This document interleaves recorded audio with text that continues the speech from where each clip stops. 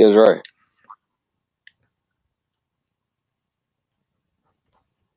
Hey, Yo, ready? oh wait a minute, here we go. Ready? I didn't even realize the joint was on. Yeah.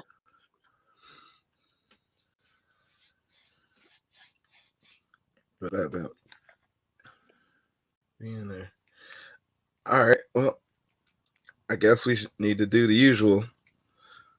Oh, hey, hold on, right quick, because no, I was like in the kitchen doing some other stuff. Hold on, right quick. Let me plug my headphones in. I was so confused.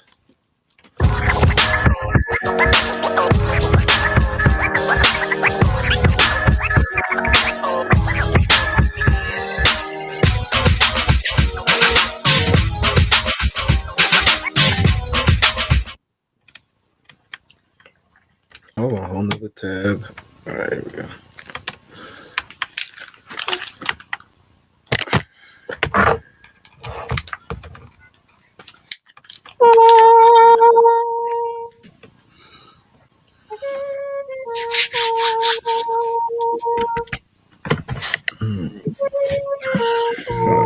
Let's see what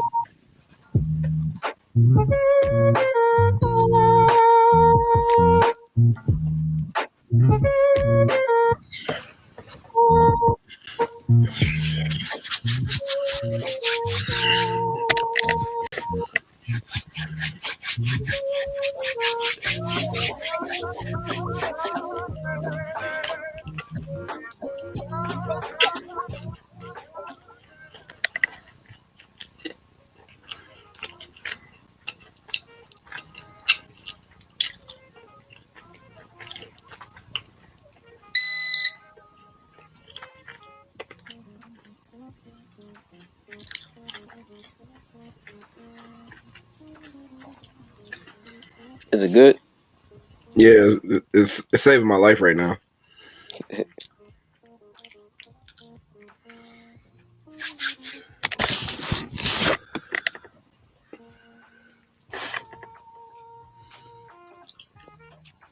Hey, I hope you bought some of that Bitcoin.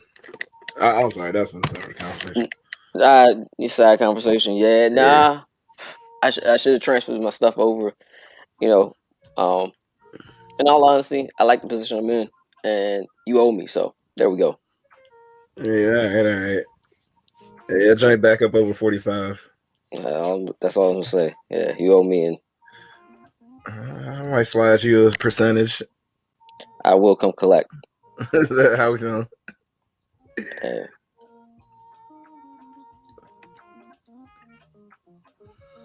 All right, one more You, bite and I'm done. you got sometimes you gotta do boss. You gotta make boss moves. Yeah, man. I actually kind of like it. Oh, man. All right.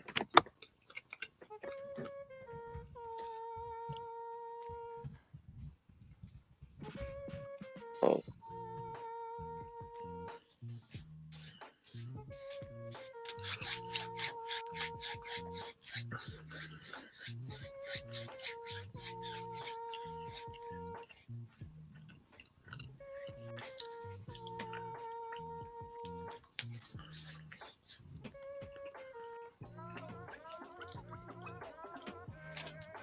um, I'm set now. it's uh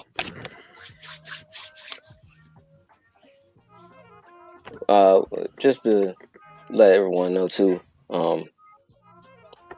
Just because we say this every time on every cast, just to put it out there so everyone is always aware that the only reason we do this is because we do this out of love. It's a labor of love. It's not because we have some point to prove or because uh, it affects us. It does affect us, but not directly. If anyone is listening or agreeing or anything of that nature, um, this is stuff I would say, regardless of whether anyone was listening, um, because facts are facts. Um, what's been presented to you is not always uh, in your best interest. Um, And if you never have anybody in your corner, then you stand by yourself. And ain't nobody gonna survive by standing by themselves. That's a fact of life. So Facts. all right. Hey man, it's funny you say that. Very quick. I'm about to jump in with the early, perfunctory stuff that we got to do. But first, I just want to mention to you that I saw that movie See You yesterday. Yeah, So, yeah, I'm in kind of like in a different headspace right now. I kind of like, hey, I don't man, know, bro. I'll be on some I other know. stuff. I'll be on some other stuff, y'all. Yeah. I bet. All right, let me grab. Of course, you know what I need. All right, got it. Let's get Hell, on hell. Yep. All right. good stuff that starts you off with. It's like morning coffee. Starts you off in the morning on a Need good note. need that extra boost. All right. I'm just I feel like I got a sneeze coming in. All right. Bad. All right. So, of course, first and foremost, welcome to the Hidden Black Law Podcast. The information you're about to receive is purely for your education and your enrichment, possibly your entertainment if you enjoy the nature of our conversation. If you are currently in a legal matter and you should seek counsel and be so advised.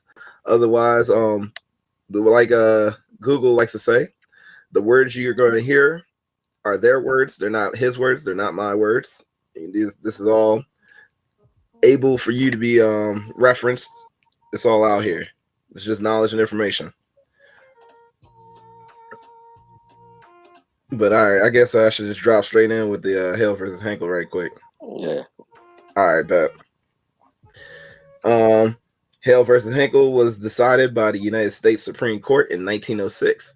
The opinion of the court states, the individual may stand upon his constitutional right as a citizen. He is entitled to carry on his private business in his own way. His power to contract is unlimited. He owes no duty to the state or to the neighbors to divulge his business or to open his doors to an investigation, so far as it may tend to incriminate him. He owes no duty to the state since he receives nothing therefrom, beyond the protection of his life and property. His rights are such as existed by the law of the land, common law, long antecedent to the organization of the state, and can only be taken from him by due process of law and in accordance with the Constitution. He owes nothing to the public so long as he does not trespass upon their rights. All right, so that's always background referential material. Should we just do like a little split second where we talk about due process of law and understanding what it means underneath the Constitution for the government to have any right to intercede upon the life, liberty, and pursuit of happiness of any given individual? Due process. There must be a nature of a cause. They must have very much a reason that they can justify. They must have jurisdiction. Jurisdiction must be proven on every single case that ever comes before a court. They don't do it most of the time. And unless jurisdiction can be proven, there is no court case. Yeah. Now, what about, like, for instance, whenever this comes up, I always kind of instantly take my mind to the idea of what is the nature of a criminal action and where, a government could intercede upon, like, saying that a man needs to be divested of rights or can even interfere on that level. Man to man. That's it. If there's no injured party, corpus delicti, if there's no body that has been diseased of property or life in some manner, which would be like an injury to a body, which is the definition of crime, the injury to a body or property. If there's no injury to a body or property, there is no such thing as a crime. They will attempt to use other words to justify to say it is criminality or crime, but the dictionary and the definition does not apply. It is not a crime. So there you go. All right, cool. And I'm pretty sure that also means in order for such a thing to be proceeded upon, it takes a jury trial. So of peers. There's two types of trials: a trial by jury and a jury trial. If you actually, the state of Maryland only has one. There's only one way to actually be diseased or taken. Your freehold or life, liberty, and pursuit of happiness can be taken, and that is a trial by jury. If there's no trial by jury, there is no rights or privileges that can be taken. Rights or privileges. Make sure you understand that its privileges is also included in that. Rights and privileges. So whatever privileges you may have, they cannot be taken away without a jury trial. Or I should say trial by jury. Okay. Yeah, awesome. Thank you for elucidating. So I think we just want to kind of dive into the theme of today's cast, which is basically we're going to call this like legal jargon word builder, like vocabulary builder.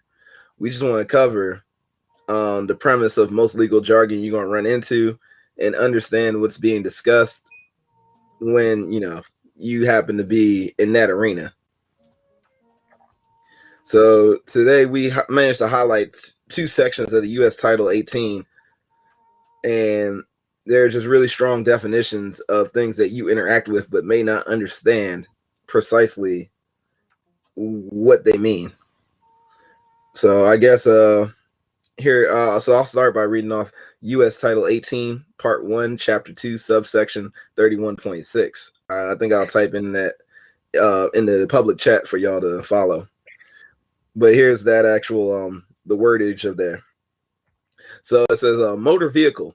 The term motor vehicle means every description of carriage or other contrivance propelled or drawn by mechanical power and used for commercial purposes on the highways in the transportation of passengers or property or cargo. The key word I love there is and. Yeah, yes. And that's the good word right there. As I say a lot, all words matter. So if you don't understand or know what and means, it means must include.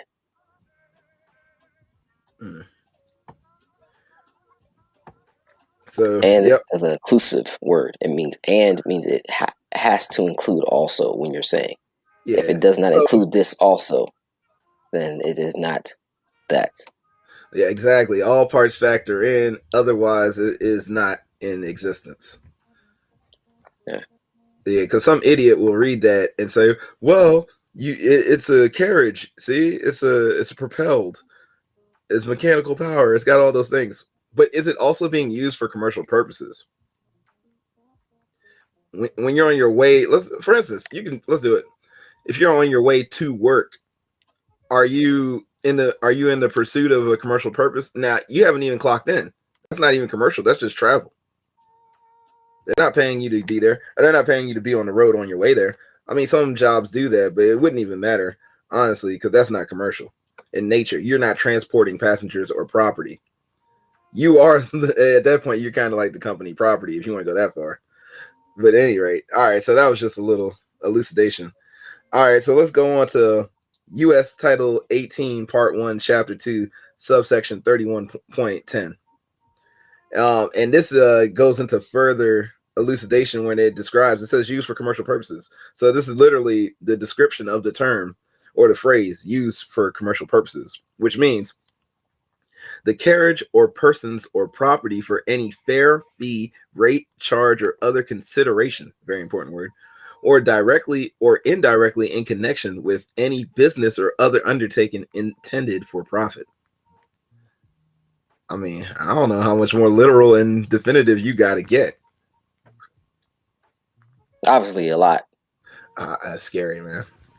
Actually, no, you don't. But ignorance is bliss. They're really thick-headed, and honestly, I'm getting to the point where I'm just really starting to. I mean, we've had this conversation over and over again, but the general population is largely ruled by fear. They like to veil it as ignorance because you can share this information with them, and they'll find every reason not to literally read the words that are being defined in front of them. They will find it. I've actually hit a point of frustration lately, but yeah, it's bad. I won't even say what we talk about, because I have my own opinions on mankind as it is. Yeah, being a subject is comfortable. Being free is not, and that risk you have to take when being free, because your life is not decided by someone else, is what scares people. When to be told what to do, to be a subject, to be property, to be a servant is easy, and people want to be comfortable. That comfortable life is the new pursuit of happiness, because everybody loves to be comfortable. See, everyone says that definition of comfortable. I want to be comfortable. I want to be comfortable. That means you don't want to move. That's literally what it means. You don't want to move. You want to be in a place where you don't have to move. And if you want to be in a place where you don't have to move, then you don't want to be in a place where you can grow. Hey, yo, and that's funny you should say that, because as we talk about the common law, and I had this talk with somebody else. So they had mentioned that Latin was a dead language, and it was funny to me because they said it in a way that I could tell it was like, yeah, you're using that term, but I don't think it means what you think it means. And that basically to say they thought it meant like something as if its usage is no longer conveys power or meaning in the modern world. And I'm like, no, it just means that it can no longer be added to. Like the language of Latin is complete. English is a living language because Webster's adds new words to the dictionary every GD year. It's still here. It's still growing. Latin is it's a case closed scenario. That's all to say. Oh yeah, like your whole talk about if you're not growing, it just reminded me of when we talk about common law versus admiralty maritime legal classification, which is to say that language is known as that's dead. It's on paper. It's not living. It doesn't grow. But we're people, and we emanate from the common law, the law of the land. That's to be alive. And hold on for 1 second. I'm gonna grab my law dictionary. You can you expound upon that? I'm just getting my law dictionary. It's across the room. Common law is the law of man. The law of man is not the law of government. The law of government is the law of business. Government only deals in business. If you want to deal with law of the land, and a lot of times what they say is whatever state you're in or whatever. A lot of times the people will be like, oh, well, that's the law of the land. Actually, no, it's not. That's the law inland in this land. That's the law in this land. And it's not even the law of the land, it's the law in this land, meaning that is the court, that is the king's decree. There you go. So the king's decree, the law in land, is the government's decree, but the problem is they are not doing it as a king, as law in land. They are doing it as the law of commerce. Because everything is business. It's a municipality. A municipality is a business. So when you have any kind of business, you can only deal with business. You can't go into a business and start talking about your relationship with your wife. But for some reason, some way, people believe you can. They call it family court. They call it divorce court. Bill Gates did it. You see how that's working out for him. Yeah. That business. that there was called a marriage contract. But we like, that's a whole nother tangent we've already discussed in Yeah, time to where Line. so I just it's funny you was just talking about the whole King's Decree, and I just want to once again hammer in the idea that we exist in a republic form of government, and And I think everyone people is their don't own king. king onto themselves and your providence. Republic form of government is one where everything that was once of once the king's court is now the individual himself or herself has that same kind of power in their court. That's republic. Everyone is their own king. You about to get me to Everyone is controlled himself. You about to make me look. Bonus vocabulary word today. Yeah, we got a couple of phrases and terms we want to go over with y'all just to understand the in the legal realm what they mean, so you can understand what it is you're actually discussing with these state agents. Now, I chose most of these words, so I'm gonna be honest with you. I'm clearly lending towards a theme, but I'm gonna go outside of my chosen path for one extra word, which is here I am reading the Black's Law Dictionary, ninth edition. I'm sorry, I can't see against the camera, but you got the idea. It's the ninth edition.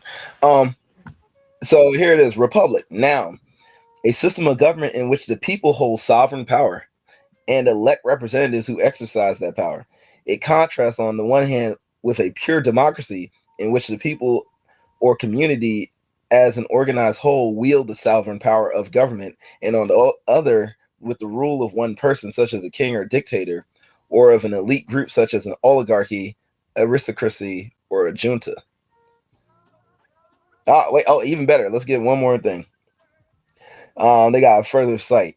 A republic is a government which A, derives all of its power directly or indirectly from the great body of the people, and B, is administered by persons holding their office during pleasure for a limited period or during good behavior. Oh man, I love that. They even went further with it about how you can't be a bad faith actor while holding a position inside of the government. Oath of office. Yeah. Oh, there you go. Yeah. Oath of office, which can be claimed, but that's, like I said, that's a whole nother cast. Derives all of its power from the people. Oh, but that goes back to our Maryland Constitution, Article 1. Yeah. We talked about that. Facts are facts. If you want to believe them, sure. If you don't, oh well. You're free to do that. That's what liberty is. Yeah. Having freedom to do what you choose. Hey man, I cry for those who sought knowledge in history, because it always takes me back to that phrase about the Library of Alexandria. The books were burned so that you might not learn. And here we are with books, and motherfuckers don't even want to read them. Forget burning them. It's right here for you. Yeah, the easiest way to hide any information is put it in a book.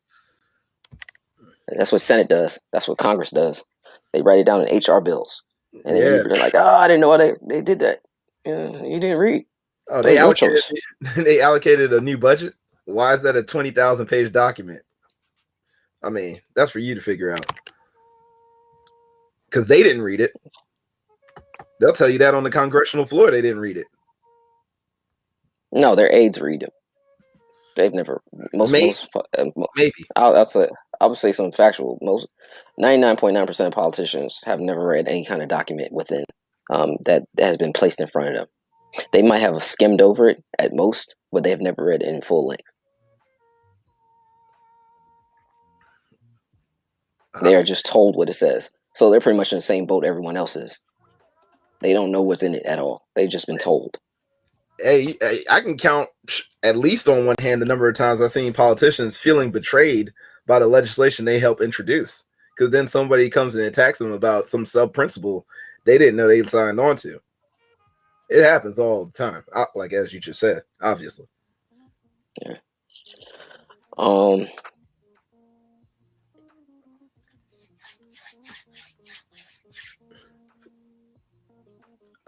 Okay, we got a commenter. Says, I think some folks are apprehensive of reading it. I won't. It seems overwhelming to me. I appreciate you Terrell. That's a very mature of you to admit why you are apprehensive about getting into this information. I won't. Hey, it's a beautiful thing, man. It's beautiful. You won't lie. Hey, The man, that's best why we're thing. here. We're trying to be a conduit to help folks, really conduct themselves, do their due diligence, and act accordingly. So I really appreciate that. Um, that is true. A lot of people, the words do seem overwhelming, um, and it seems very inclusive, and it seems very wordy and very. You must be well learned in order to read the information. The issue is, though, they do that on purpose because, in all actuality, you don't have to be. Um, they have words and phrases within the document where, as long as you understand those basic words and phrases, then the whole document is pretty simple to you. Um, a lot of times, what they say is say the same thing 3, 4 times over and make it seem like they said something new each time. Mm-hmm. It's And they'll not. try to they'll try to dilute the or here's a word for you. They'll try to obfuscate the intentional meaning of what they were originally slating themselves to say behind a bunch of verbose language. And it's a very simple principle at heart. Yeah. Which is why we were talking about, we have these basic language of law or legalese, as they say. You have to, if you understand the basic legalese um, of what's being said, then the whole thing does not need to be understood, because it is understood just by the words that are being used. Even if you're going to court, there is I can't remember the citation right this moment, but there is a legal maxim that as long as everything is understood, nothing has to be said perfectly. Oh yeah, you put me onto that, honestly. The common Uh, man may state it in his layman and language, as and long as it the cannot court, be misconstrued. as long as it's understood, that it doesn't need to be. They don't have to require them to be as correct or precise as an attorney whose job it is, who makes it their business to Mm-hmm. do this. Um, and that's the one thing that's there's a lot of things that's never told to you in court. That's why we used to call it hidden Black's law. It's the law itself is not hidden. It's the law is hidden from you.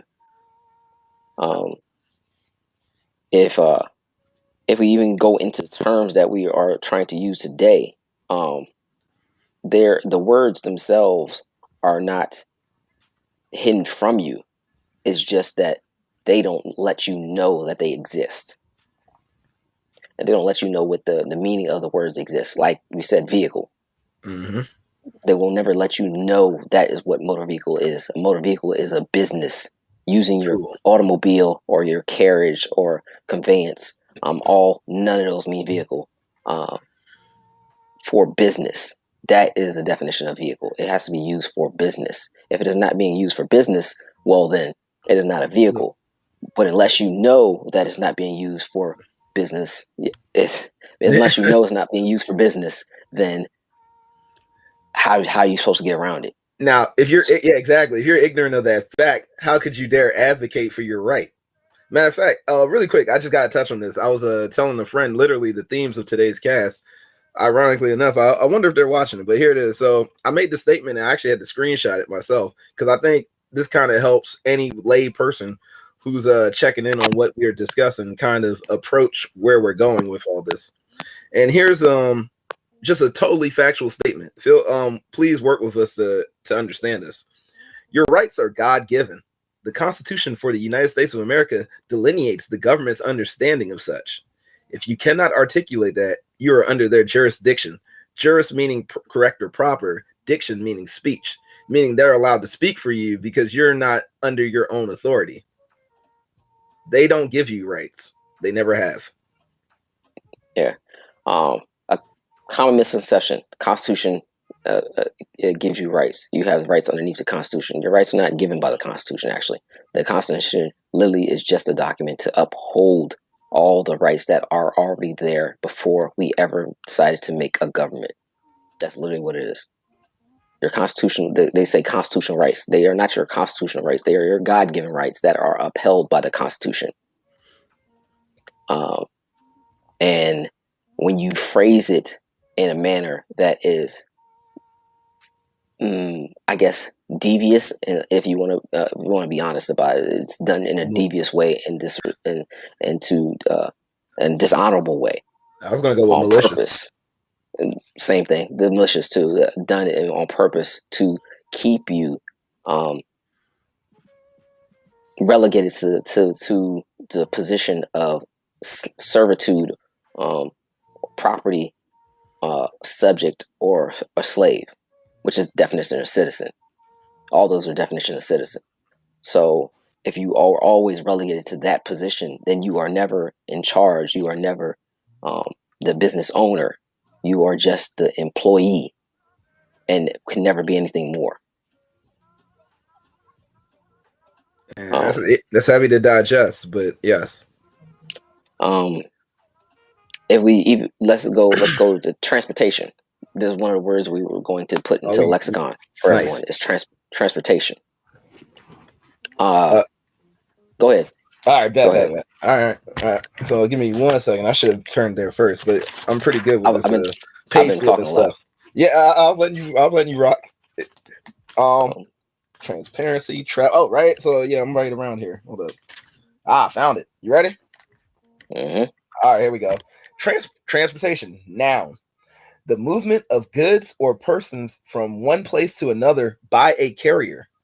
2. Criminal law. A type of punishment that sends the criminal out of the country to another place, basically in the form of deportation.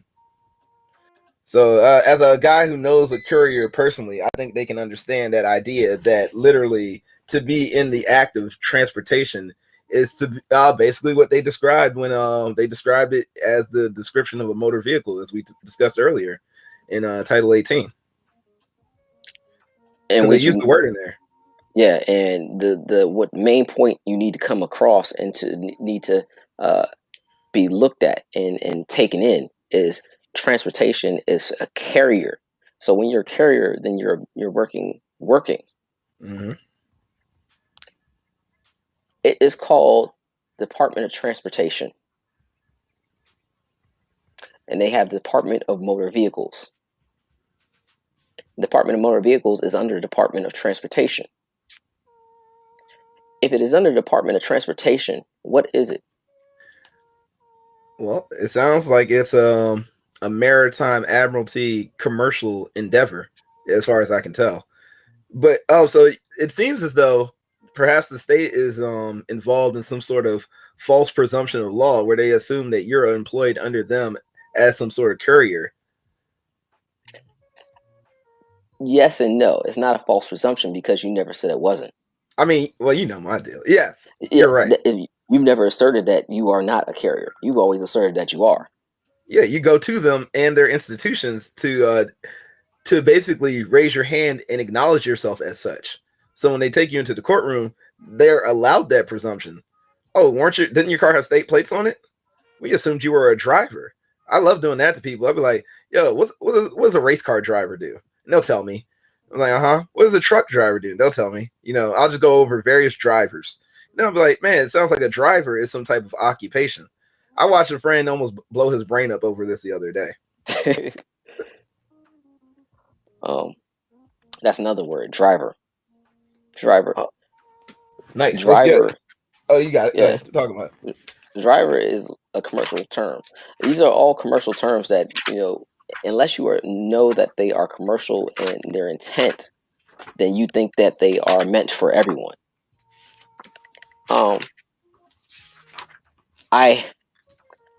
I've had this conversation with the Assistant Attorney General for Department of Transportation, or the MVA, whatever you want to call it, Department of Transportation, the Motor Vehicle Administration, which are the governmental regulation of transport of even there transport of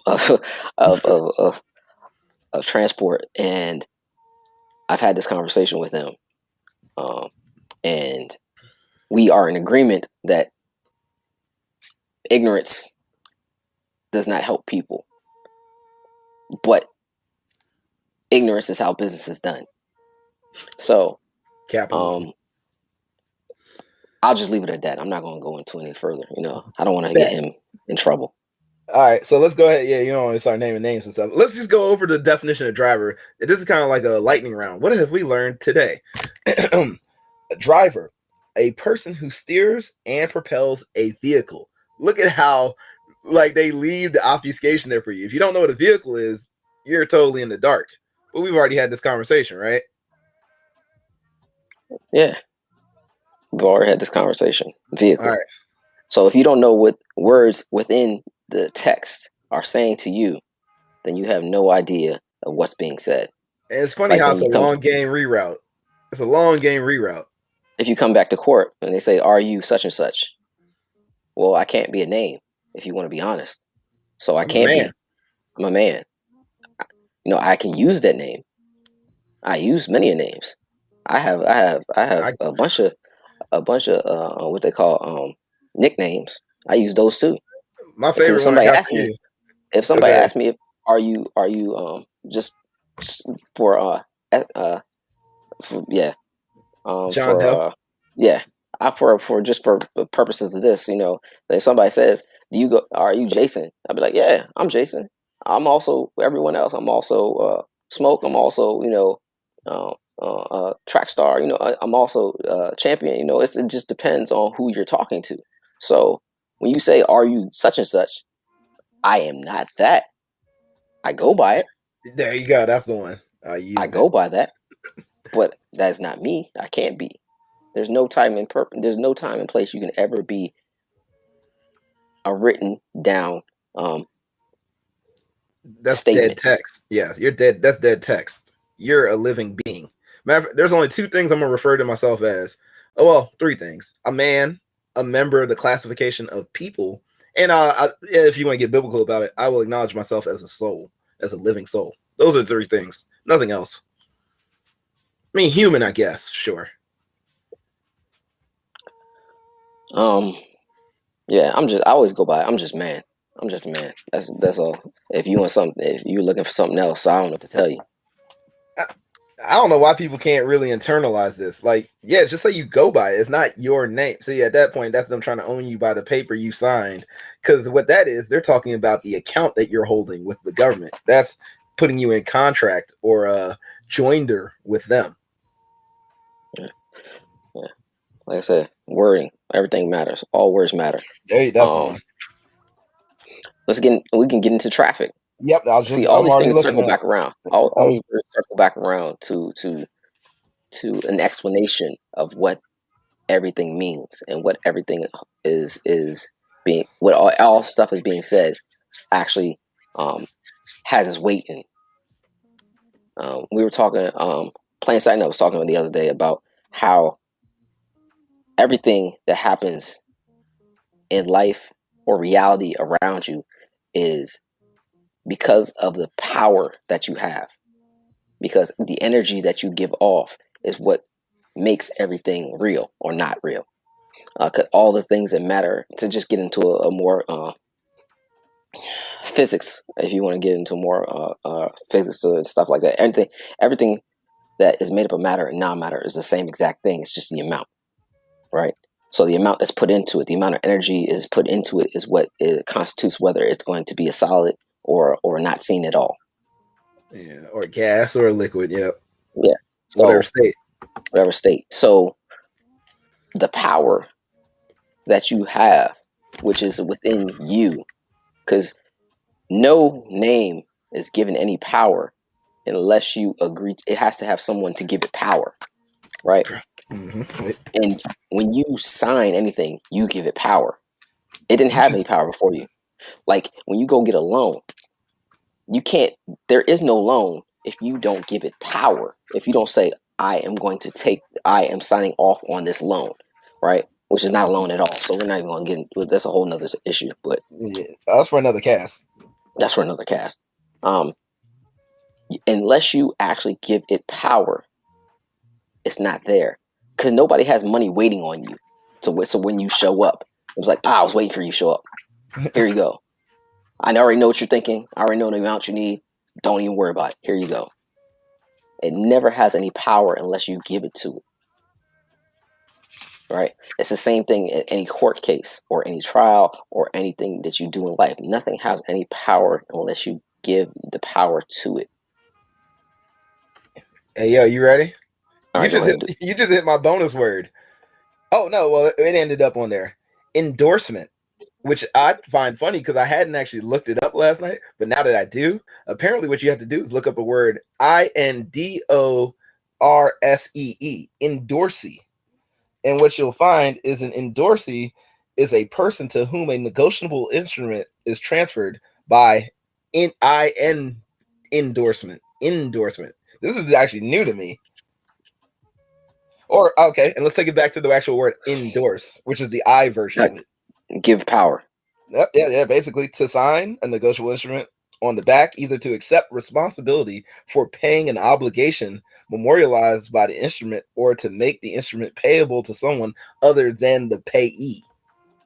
You gave it power. You gave it power. Man, it's the knowledge drain. I gave you power. Yeah.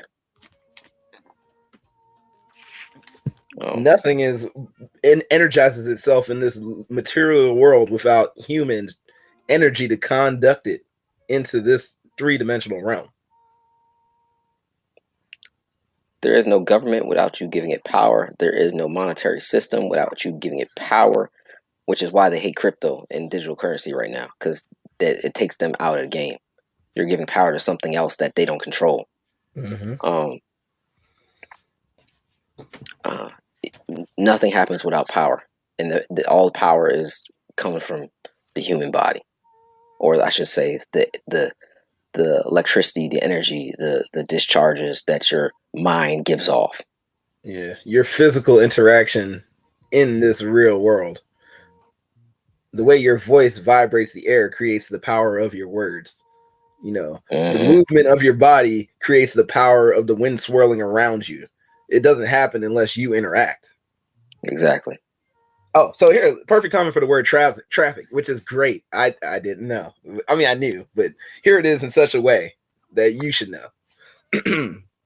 Traffic, commerce, trade, the sale or exchange of such things as merchandise, bills, and money. Second definition, the passing or exchange of goods or commodities from one person to another for an equivalent in goods or money. Third version, people or things being transported along a route. All those words being used very purposefully. And last but not least, the passing to and fro of people, animals, vehicles, and vessels along a transportation route. Now, and we just went over all these words before we even got to traffic, just so you are clear what traffic actually means. Because remember, everything was done in business. They told you it was business, and they say traffic. Well, when you're heading to work, you call it a traffic jam. Jamming up the flow of business. There's traffic jam. The business is at a standstill, right? So, I didn't know that. Well, I'm gonna say I knew that, but when most people are gonna say I didn't know, traffic jam meant I was working at this moment. Because the business is you. You gave it power. You gave all this stuff energy that it didn't have unless you had given it to it. So when you say there's a traffic jam, you gave it power. It didn't have that power before you. Yeah, you could have been just traveling in your conveyance being held up by some other aspect of life that you are not in control of. I mean, if you were an adherent of natural law, such would be the case. But for you, in your world, when they ask you about it and they call it a traffic jam, you might be inclined to agree, not understanding the power, as Google just stated, the power you gave the situation. Yeah. I just wanted to really, my intent for this cast was just to enlighten on how easy it is to give something power without your knowledge. And license and endorsement. Well, I already hit endorsement. Also, I had to because of the way you had just phrased that other deal. But all right, let's hit license right quick. Man, you know what's funny? I really appreciate this cast, man, because you get to talk about things you learned and you're observing it. You know what I'm saying? You get to Yeah. observe it in real time with somebody who can comprehend. And I mean, I assume all parties who might be checking this out are in that same, same sphere, at least of being able to initially have these ideas reach them. So with that, man, licenses job crazy because this is like half a page. It's actually not. It's dang, yeah, it's like a page and a half. All right, I found it. It took me that long. All right, bet. So license, a permission, usually revocable, to commit some act that would otherwise be unlawful, especially an agreement not amounting to a lease or profit preandre that it is lawful for the licensee to enter the licensor's land to do some act that would otherwise be illegal, such as hunting game.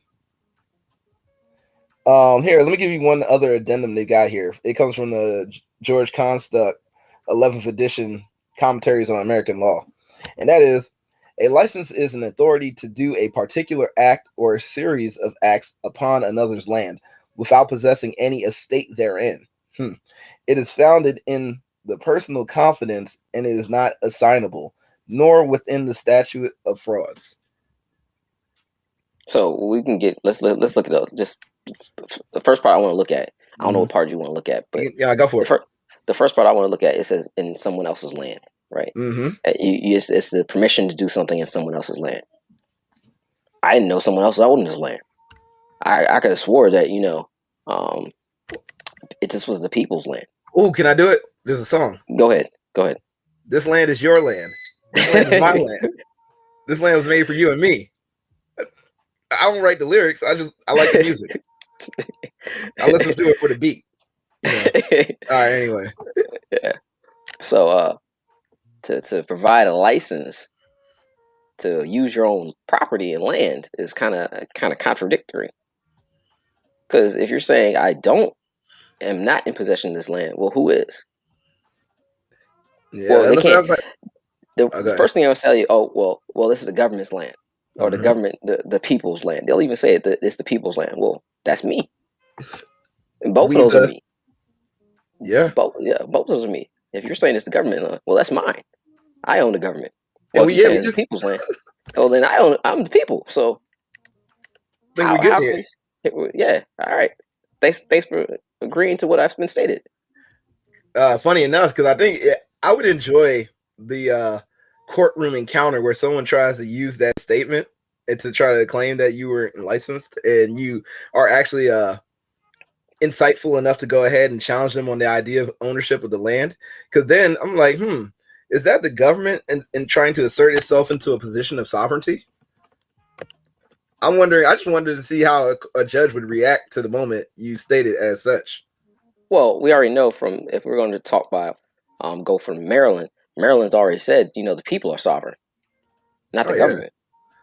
That's like number one. So if the government is trying to assert a sovereignty, well, then you are doing something illegal and unlawful, and I need to go ahead and arrest you for fraud and pretending to be for violation of oath and pretending to work as a business. Yeah, I'm like on the line of saying, well, it's clearly treacherous. Like, are you a traitor? Like, you're going against. Yeah, it's treason. Okay. It's treason. It is. But you know what? That's the whole reason for my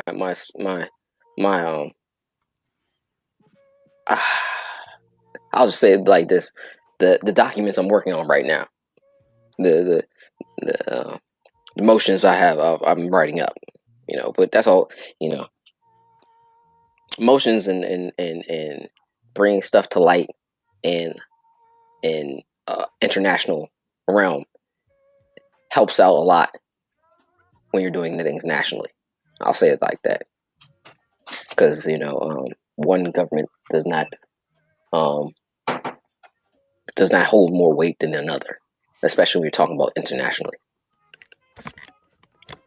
as as a group that would try to purport themselves as the head of the United Nations should be more than willing to capitulate themselves to. You think so, but when you're acting to make sure that you're less a part of that group and that whole adherence to factor, it kind of shows your hand. Yeah. But so when we do these, like I said in the beginning, when we do these, it's not for the benefit, for our benefit at any point in time. Right now, I still haven't done that yet, because I've been talking. But right now I'm at a point where I gotta turn in my plates and my license, to make sure everything has been taken care of, because that's my fault for even having them in the first place. But I got to turn them in because that's not my property. Neither one of them. The license is not mine. It's owned by the Department of Transportation, and the license plates is not mine. They're owned by the Department of Transportation. The automobile, my conveyance, is mine. That's my property. But the other two things are not my property, and and how they have a vested interest. So without that, that vested interest, there's no meeting the minds. Yep. So, last thing I'm gonna say about that in closing, because I mean, some people might find themselves as they're walking into this knowledge saying, "Well, I mean, you're sharing all this information with me, and here's a natural law maxim that I love. If you know me, I love this one. Is do not seek conflict, or I'm sorry, do not seek controversy.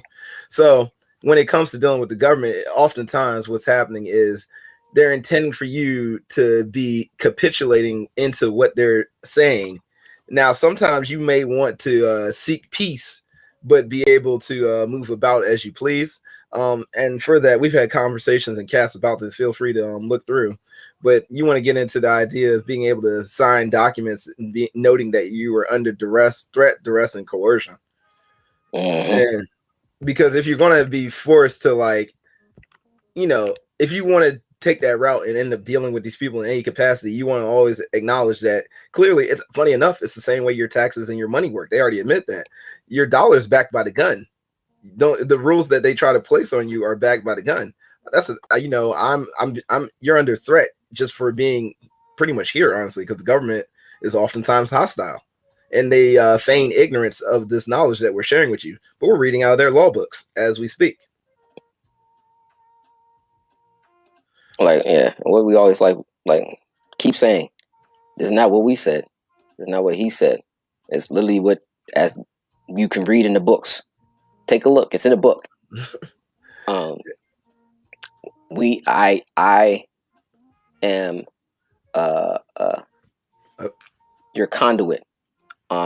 We are your conduit. We are only passing along what is already in the book. Sort of like or a pastor. We're just passing along what is already in the book. You are free to read the knowledge that's in it. No one is going to stop you. Well, later on in life, they might try to stop you, but that's a whole nother situation, especially when you get into court. But for the most part in life, no one is going to stop you from obtaining this information if you so choose. And that's where the power lies, in your choice. Because you can hold and assert your power, or you can, fawn in your ignorance. So, it's up to you. I have a question for you. I'm looking it up right now, and I'll have it in a moment. I was going to ask if you have Article 1 off the rip, but I already have it. So, I mean, I might you want me to just go ahead and read this? Because I feel you can. I mean, I do. You know me. I love my articles. I love my love. I cite them J's by heart. But anyway, go ahead.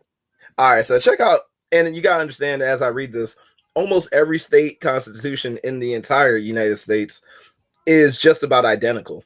So there are a few with small variances, but the ideas and general trends are just about spot on. So here goes Article 1 for the Constitution of the State of Maryland.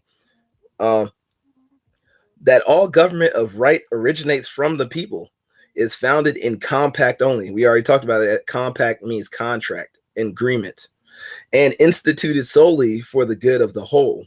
And they have, at all times, the inalienable right to alter, reform, or abolish their form of government in such manner as they might deem expedient. I mentioned that because of the whole thing about under threat, duress, and coercion. So if at any moment, they want to talk about the documents you have, you can raise that argument at any moment you deem it the correct thing to do. Jurisdiction. Yeah. Same thing. That would be you in your sovereign capacity. You're like, okay, I'm not. Nope, this is not meshing with me. I don't want to do this anymore. I'm not gonna be a part of this. Y'all seem like y'all trying to get into some funny business. We're gonna stop this right here. Matter of fact, I wonder if you can see that text at all. It might not. No, okay. Well, anyways, the word people right there is in a capital. It's a capital P. So I want you to understand what it means to be classified as the group people. It can be singular or plural. All words matter. Yes, it can be singular or plural. People think, people think that it means that it is a group. It can be an individual also. So it's just like a riot, right? Or I say a protest. I'll use protest because everybody was talking about protests right now. Everybody wants to say protests are illegal. They have to be peaceful and all this other bull that they've never read anywhere in any documentation because they don't know anything about reading. A protest can be an individual or it can be a group. When Rosa Parks, we'll just stick to basics. When Rosa Parks sat on a bus and decided not to get up, that was protest by an individual. Now, when everybody decided not to get on the buses, that was a protest by a group. So protest doesn't mean it has to be one person, or it doesn't mean it has to be an individual or a group. It can be either or. So when everyone's telling you, oh, these people are protesting and all this other stuff, it's literally a right to protest in the United States. You have every right to protest because something is harming to you and detrimental to you. You have a right to raise your grievances. What people don't like is they think that a rally is the same thing as a protest. So when they talk about you have peaceful or to assemble peacefully, right? That's what document says, to assemble peacefully. Assemble peacefully is in distinction of a rally, right? Because you are making assembly, you have talked to the government about having this rally. So when you have assemble peacefully, that is a rally. They don't understand that there's a clear distinction between a rally and a protest. A rally is not a protest, and a protest is not a rally. You have to know the definition. All words matter. So when you have those ignorant people that be like, oh, they're not doing it peacefully. The United States itself is a protest. It's literally the United States of America is a protest. Well, I won't say the United States of America. The United States is a protest to British rule. That's the whole reason for the United States, is a protest to British rule, right? Mm-hmm. The Boston Tea Party is a protest to British doctrine and their kingship, right? The Civil War was a protest to not allowing us to have slaves. All those things are protests. So when you say you don't agree with protests, well, then you're saying, I don't like the United States. I don't agree with the United States. I don't want to be a part of the United States. So if you don't want to be a part of the United States, well, there's many other countries you can go to. In the words of some of the most famous traders, if you don't like it here, you can get out. Yes. That's what people who don't like the United States say. When people who have never read the Constitution and those who are just trying to state their dominance over others because they think they have some kind of authority or leg up than everyone else, they'll say, if you don't like it, just leave. Well, then you don't know what the United States is. You have not lived here long enough to understand what this is about.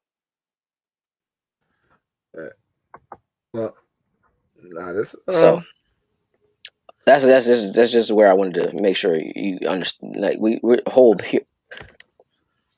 I don't want people to just understand that there are words that are being said that you can read and being able to read them. I want you to comprehend these words. I would love for everyone to be able to comprehend them so that they can put them into practice, so they can know what is actually being stated, so that you are no longer being a ward of the state stepping into a courtroom. Yep. I'm in total agreement with the previous statement. I feel like that's the nature of this broadcast, for you to have that deeper depth and breadth of, like, I'll use the word you use. It's a good word, comprehension, as in comprehensive. I don't even want to use the word understanding, knowledge of what you're entangled with. It's wholly important to your freedom. And like we say, comfort is it's easy. Freedom is tough. I mean, because if you're comfortable, there's just multiple tiers of slavery. I'm not going to go too far with that, but just understand that there's a reason it's inconvenient to hang on to your freedom. Free range livestock. Free range livestock. They're still owned by somebody else, and they're still going to get slaughtered at the end of the day. So, but yep. So that's we just try to go back and look at these former casts that we've had. Try to look up the definition of these words. The what's written in the law dictionaries, not what's written in Webster's, because that's not a dictionary. That's just telling you what phrases are, what phrases mean, what the common opinion of them is. The common opinion of them is not what anything they say in the law in the courtroom. Yeah, that's just a carpendum of common language. Yes, commonly referred to.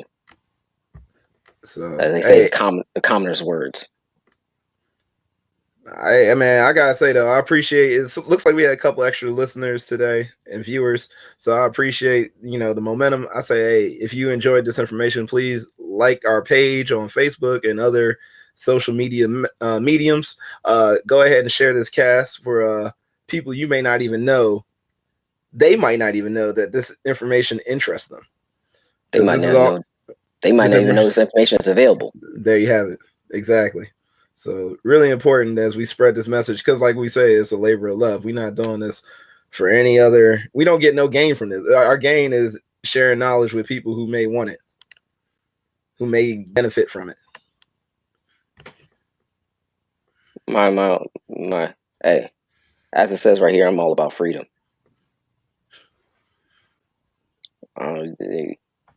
Freedom is one of the most important things to me. So be free. Scam phone calls. All right, so that's our cast for today. Do it because we love y'all, and remember, Google it. It's in plain sight. It's their words, not ours. Yep. Y'all take it easy. All right, peace out. Peace.